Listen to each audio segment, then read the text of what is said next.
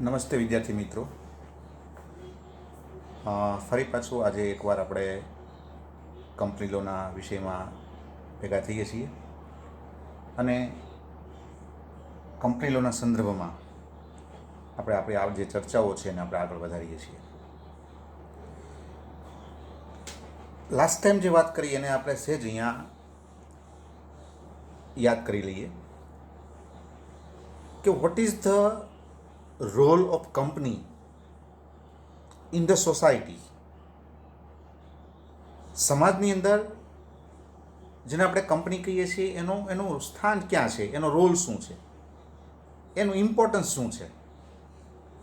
તો last time આપણે વાત કરી કે ભાઈ એક બાજુ સાયન્સ અને ટેકનોલોજી છે, બીજી બાજુ સમાજ છે. સાયન્સ અને ટેકનોલોજી એ નવી નવી વસ્તુઓ સતત બનાવે છે, નવી નવી વસ્તુઓનો આવિષ્કાર કરે છે, સંશોધનો કરે છે. આ જે કંઈ નવું શોધાય છે એનું કંપની વ્યાપારીકરણ કરી અને સમાજના આમ આદમી સુધી એને પહોંચાડે છે. સાયન્સ અને ટેકનોલોજી દ્વારા કોઈ પણ નવી વસ્તુનો શોધ થયો હોય એ શોધને લોકો સુધી પહોંચવા માટે કંપનીના બ્રિજ ઉપરથી પસાર થવું પડે છે. મીન્સ કે કંપની એક એવું માધ્યમ છે, કંપની એક એવો રિસોર્સ છે કે જે વિજ્ઞાન અને ટેકનોલોજી દ્વારા આવી નવી કોઈ વસ્તુ બની હોય એને લોકો સુધી પહોંચાડવામાં કાર્ય કરે છે અથવા મદદ કરે છે. તો આ કંપનીનો રોલ, આ કંપનીનું એક જેને કહેવાય કે એક એનું મહત્ત્વ in the context of society. હવે આજે આપણે જે વાત કરવાની છે એ છે કંપનીનો અર્થ. આપણે એની એક વ્યાખ્યા લઈશું. પહેલાં એ વ્યાખ્યાને તમે અર્થ તરીકે લઈ શકો, એને વ્યાખ્યા તરીકે દર્શાવી શકો કે what does it mean by company. તો લોર્ડ જસ્ટિસ જેમ્સ નામના જે એક કંપનીના સંદર્ભમાં એક જે નિષ્ણાંત એને આપેલો જે એક ઓપિનિયન, એને આપણે આજે કંપનીના અર્થ તરીકે પહેલાં જોશું. તમારી સામે છે, તમે એને જો બુક લઈને બેઠા હો તો તમે નોટ કરી શકો છો. Company is the association of people join together for common objective. I repeat again. Company is the association of people joined together for common objective. Company શું છે? જો સાદા શબ્દોમાં, સાદી પરિભાષામાં જો આપણે એની સમજ કેળવવી હોય, કોઈ વસ્તુની જ્યાં સુધી સમજ કેળવાતી નથી ત્યાં સુધી જેને કહેવાય કે આપણે એના વિશે જે કંઈ આપણી અન્ડરસ્ટેન્ડિંગ છે, બરાબર છે, એ આપણી ક્રિએટ જ્યાં સુધી ન થાય ત્યાં સુધી આપણે એ વસ્તુને લાંબા સમય સુધી યાદ રાખી શકતા નથી અથવા આપણે આપણા મગજમાં એ વસ્તુ ગોઠવાતી નથી. હવે અહીંયા જે વાત કરી છે એ વાત બહુ સીધી સાદી વાત છે. કંપનીનો આ સાદો અર્થ છે. એ આ કોઈ ટેકનિકલ કે કોઈ આ કાયદાની દ્રષ્ટિએ આપવામાં આવેલો અર્થ નથી. પહેલી વાત, આ બહુ સીધો સાદો અર્થ છે જે તમે શરૂઆત તમે તબક્કામાં યાદ રાખી શકો. એના ઉપર તમે તમારી અન્ડરસ્ટેન્ડિંગ છે એ આ કન્સેપ્ટ ઉપર તમે ક્રિએટ કરી શકો કે વાસ્તવમાં કંપની એ શું છે. તો કે કંપની બીજું કંઈ નથી. It is the association of people. હમણાં આપણે ગુજરાતી અહીં લખશું. પછી એસોસિએશન ઓફ પીપલ, લોકોનો સમૂહ, એવો સમૂહ કે જેમાં લોકો જોડાય છે. અને શા માટે જોડાય છે? તો કે for the common purpose, for the common objective. સમાન હેતુ માટે અહીંયા લોકો ભેગા થાય છે, એનું એસોસિએશન બને છે. એને કાયદાકીય રીતે માન્યતા પ્રાપ્ત કરાવવામાં આવે છે. એક અને એ કંપની તરીકે જેને કહી શકાય કે એ ઓળખાય છે. હવે અહીંયા આનું ગુજરાતી લખીએ પહેલાં, પછી આપણે એની ચર્ચા કરીએ.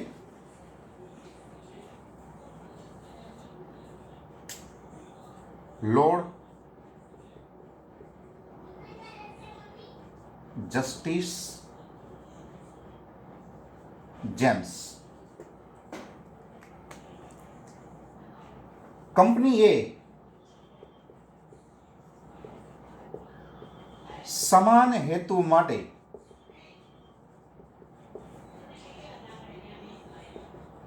ભેગા થયેલા લોકોનું મંડળ કે સમૂહ છે. હવે અહીંયા તમારી સામે એક શબ્દ છે, the common purpose, common objective. ગુજરાતીમાં એને આપણે શું કહીએ છીએ? સમાન હેતુ. કે સમાન હેતુ માટે લોકો અહીંયા ભેગા થાય છે, એક મંડળ બનાવે છે. અહીંયા આપણે નથી લખ્યું, પણ પછી એને કાયદાકીય રીતે માન્યતા પ્રાપ્ત કરાવે છે અને પછી એ કંપની તરીકે ઓળખાય છે. આ એનો સીધો સાદો ટર્મિનોલોજી છે. આ એનો ટેકનિકલ અર્થ નથી, આ એનો કાયદાકીય રીતે અર્થ નથી. It is just A simple meaning. કારણ કે કોઈ વસ્તુ પેલા સાદી રીતે સમજવામાં આવે તો જ પછી આપણે એના ઊંડાણમાં જઈ શકીએ. સીધી ટેકનિકલ વસ્તુ રજૂ કરવામાં આવે તો કદાચ આપણા મગજમાં એ વસ્તુ બેસી ન શકે. તો મોટા ભાગે આપણે હંમેશા એવું જ કરવાનું હોય છે કે ભાઈ પહેલાં આપણે એની જે કોમન જે અન્ડરસ્ટેન્ડિંગ છે એ આપણે ઊભી કરી લઈએ. કોમન સિમ્પલ અન્ડરસ્ટેન્ડિંગ કે ભાઈ કોઈ વસ્તુ વિશે આપણે પૂછવામાં આવે કે કંપની શું છે, તો આપણા મનમાં ફટકે ખ્યાલ આવવો જોઈએ. એ વખતે આપણે ટેકનિકલ કાંઈ શબ્દો યાદ ન આવે, આપણા મનમાં ફટાફટ એક લાઈન આવી જોઈએ, ભાઈ કંપની એટલે સમાન હેતુ માટે ભેગા થયેલા લોકોનું મંડળ, એસોસિએશન, સમૂહ. હવે અહીંયા સમાન હેતુ શું છે? તો કે સમાન હેતુ છે નફો.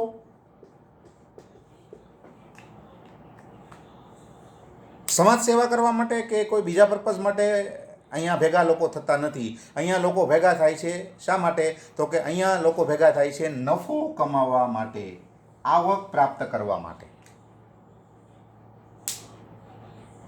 ફોર એક્ઝામ્પલ, હું રિલાયન્સમાં જોડાઉં એઝ એ શેર હોલ્ડર, એટલે કે હું એના શેરમાં નાના રોકું, એનો હું ઇક્વિટી શેર હોલ્ડર બનું, એનો હું સામાન્ય શબ્દોમાં કહી તો એનો માલિક બનું. તો હું શું કામ મારા પૈસામાં રોકું છું? તો કે I want to earn profit only. નફાથી વિશેષ કંઈ નથી. ધંધાની અંદર એક વસ્તુ હંમેશા as a students of commerce યાદ રાખવાનું કે profit is the first step, profit is the primary matter. એના પાયા ઉપર પછી તમે ગમે કરો ચાલે, પણ પહેલાં પ્રોફિટ જોવે. પ્રોફિટ વગર કાંઈ ન થાય. બધાનો હેતુ પ્રોફિટ હોય છે. બિઝનેસ પ્રોફિટ માટે જ થાય છે, કે સેવા માટે કોઈ ધંધો શરૂ નથી કરતો. અહીંયા લોકો ભેગા થાય છે તો એટલા માટે નહીં કે ભાઈ ચાલો કંઈ બીજી પ્રવૃત્તિ કરીએ. બધાનો એક સમાન હેતુ હોય છે કે ચાલો આપણે નફો કમાઈએ. નફો કમાવા માટે અહીંયા બધા લોકો ભેગા થાય છે એઝ એ શેર હોલ્ડર્સ. પછી તો કે જે કંઈ મૂડી એકઠી થઈ હોય એ મૂડીમાંથી ધંધો શરૂ કરવામાં આવે, એને કાયદાકીય રીતે માન્યતા પ્રાપ્ત કરાવવી પડે કે ભાઈ અમે અમારો આ સમૂહ જે છે એ સમૂહને તમે અમને કંપની તરીકેની માન્યતા આપો. એટલે કાયદો છે એને બધી બાબતો બરોબર લાગે કે ભાઈ ચલો આ કાયદા પ્રમાણે આ બધી વસ્તુ સ્થપાયેલી છે, તો કાયદો પછી એને કંપની તરીકેની માન્યતા આપે. પછી એ કંપની તરીકે કામ કરે અને પછી એ કંપની તરીકે ઓળખાય. તો અહીંયા સમાન હેતુ માટે લોકો ભેગા થાય છે. આવા ભેગા થયેલા લોકોના સમૂહ કે મંડળ કે એસોસિએશનને આપણે સીધી સાદી પરિભાષામાં, ઇન ધ સિમ્પલ લેંગ્વેજ, આપણે કંપની તરીકે ઓળખી શકીએ. તો આ કંપની છે. હવે આપણે એનો એક કાયદાકીય રીતે આપણે અર્થ જોઈએ કે ભાઈ કંપનીને કાયદાકીય રીતે કેવું હોય તો આપણે શું કહી શકીએ?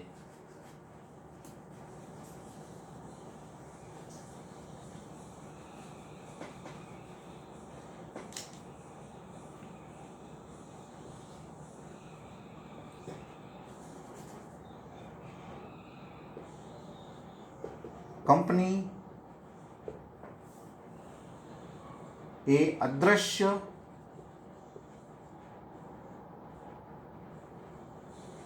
अस्पृश्य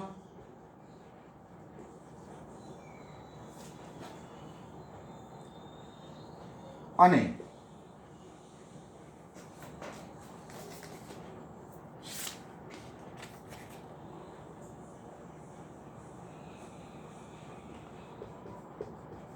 કૃત્રિમ વ્યક્તિ છે.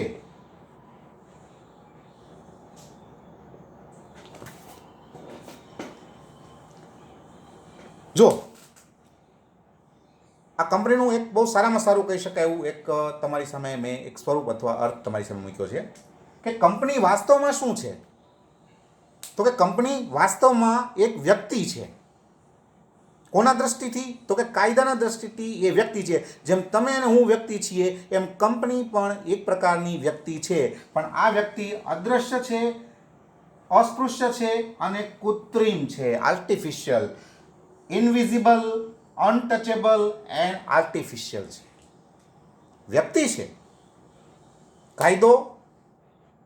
કાયદો કંપનીને એક વ્યક્તિ તરીકે માન્યતા આપે છે, એક વ્યક્તિ તરીકે જોવે છે. જેમ તમને ને મને જોવે છે કાયદો, એમ કંપનીને જોવે છે એક વ્યક્તિ તરીકે. પણ આ વ્યક્તિ આપણા કરતાં ભિન્ન છે. કઈ રીતે, તો કે એ અદ્રશ્ય છે, એને જોઈ શકાતી નથી.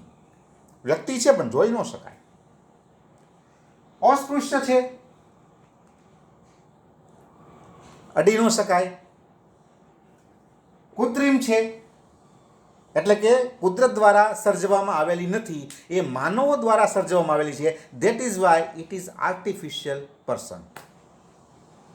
તો આ અર્થ પણ તમે યાદ રાખી શકો. આ એનો ટેકનિકલ અર્થ છે કે કાયદાની દ્રષ્ટિએ કંપની એ એક પ્રકારની વ્યક્તિ છે, પણ આ વ્યક્તિ અદ્રશ્ય છે, આ વ્યક્તિ અસ્પૃશ્ય છે, આ વ્યક્તિ કૃત્રિમ એટલે કે આર્ટિફિશિયલ છે. આપોઆપ તૈયાર નથી થઈ, બનાવવામાં આવી છે. That is Y artificial. મને જોઈ શકો તમે, તમને હું જોઈ શકું, આને જોઈ શકાતી નથી. ધેટ ઇઝ વાય અદૃશ્ય. તમે મને ટચ કરી શકો, હું તમને ટચ કરી શકું. વન પર્સન, એક વ્યક્તિ બીજી વ્યક્તિને ટચ કરી શકે, પણ આને ટચ કરી ન શકાય. That is why it is untouchable, અસ્પૃશ્ય છે. તો એનો એક ટેકનિકલ અર્થ છે જે તમે એને યાદ રાખી શકો. બરાબર છે. તો આપણે અર્થને વ્યાખ્યા બે અહીંયા ભેગું લઈએ છીએ. તમને એક મેં વ્યાખ્યા પણ આપી લોર્ડ જસ્ટિસ જેમ્સની, એને તમે વ્યાખ્યા તરીકે લઈ શકો, આ તમે અર્થ તરીકે લઈ શકો. બરાબર છે. હજી પણ આપણે ચાલો એમાં કંઈક આગળ વધીએ અને એના એક સરસ મજાના બીજા કાયદાકીય કહી શકાય એવા આપણે કન્સેપ્ટને આપણે જોઈએ કે કંપની કોને કહેવામાં આવે છે.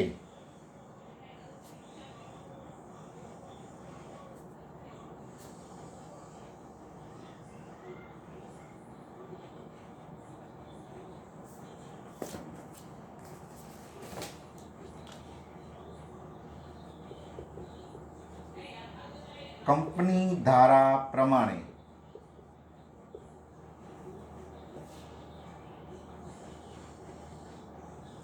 જે એસોસિએશન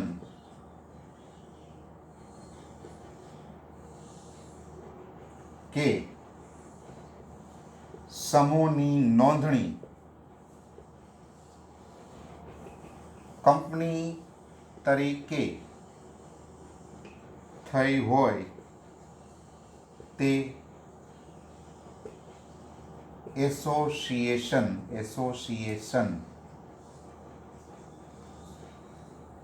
કંપની ગણાય છે. ભારતીય કંપની ધારો છે એ કંપની ધારા પ્રમાણે જેની નોંધણી કંપની તરીકે થઈ હોય, જે એસોસિએશન, જે સમૂહ, બરાબર, સમૂહ પણ લખ્યું છે, એસોસિએશન પણ લખ્યું છે, જે સમૂહ, લોકોનો સમૂહ, લોકોનું એસોસિએશન, એવું લોકોનું એસોસિએશન, એવું લોકોનો સમૂહ કે જેની નોંધણી કંપની તરીકે થઈ છે અને એ પણ કંપની ધારા પ્રમાણે, ધેટ ઇઝ કોલ્ડ કંપની. એને તમે કંપની કહી. આ એનો કાયદાકીય અર્થ છે.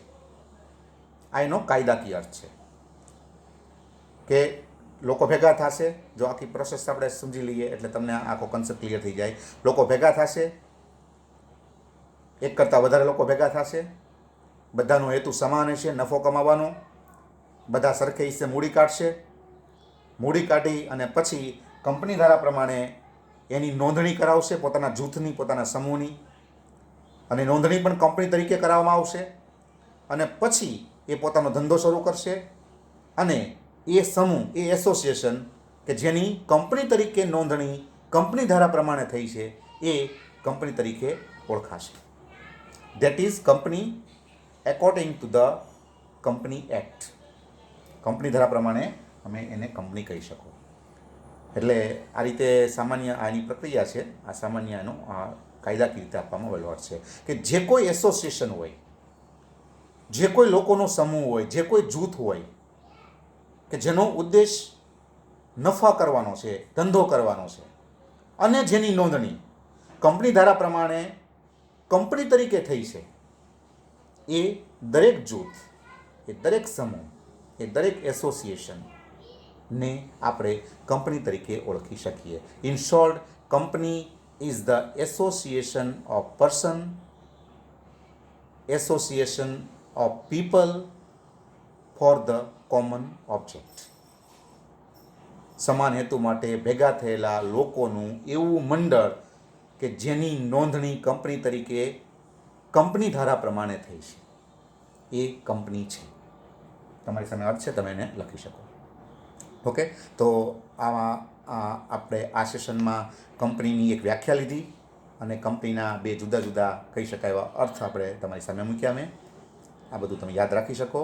આવતા આપણા સેશનમાં આપણે વાત કરશું કંપનીના જુદા જુદા લક્ષણોની, જેમાં આ બધી બાબતો પાછી આપણે ડિટેલથી અને પાછી આપણે રિપીટ કરશું.